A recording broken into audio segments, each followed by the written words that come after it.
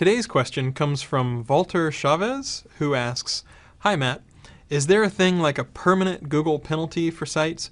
Or if the necessary fixes were made according to Google guidelines, the penalties are lifted in all cases?" Great question, and in order to answer it, let me back up a little bit and talk about algorithmic versus manual. So we have confirmed that Google's web spam team is willing to take action manually, for example, if we get a spam report, off-topic porn, things like that. But of course, we also take that data and try to use it to improve our algorithms. So the engineers write classifiers for content spam and keyword stuffing and all that sort of stuff. Cloaking, sneaky JavaScript redirects, all that sort of stuff.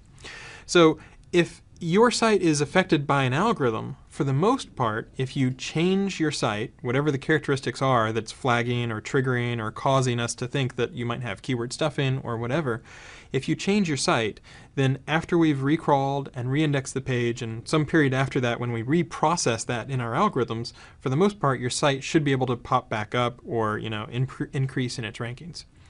Now on the manual side, as far as I can think of, the vast majority of the time, what we try to do is we try to have essentially a timeout.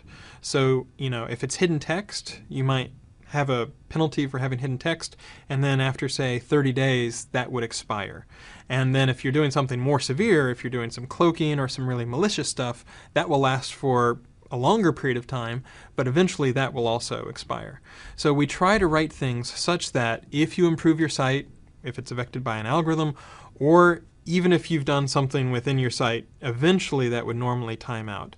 Of course, at any time you can do a reconsideration request, and then if you've been affected by a manual penalty, then we'll investigate, and if we think that it's sufficiently within our guidelines, then we can revoke that and your site will immediately be resolved and not have to worry about that particular penalty. Let me just take this opportunity to mention that if you do a reconsideration request, at least right now, we're checking against whether you have a penalty that's in place manually. That is, someone has taken an action to sort of say, this is a violation of our guidelines.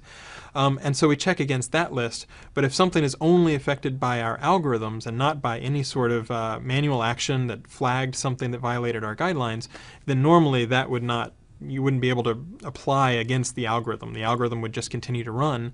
And what you would do is you would need to change your site such that the algorithms would no longer detect it as spam. So at least if you're doing a reconsideration request, that's something to be aware of.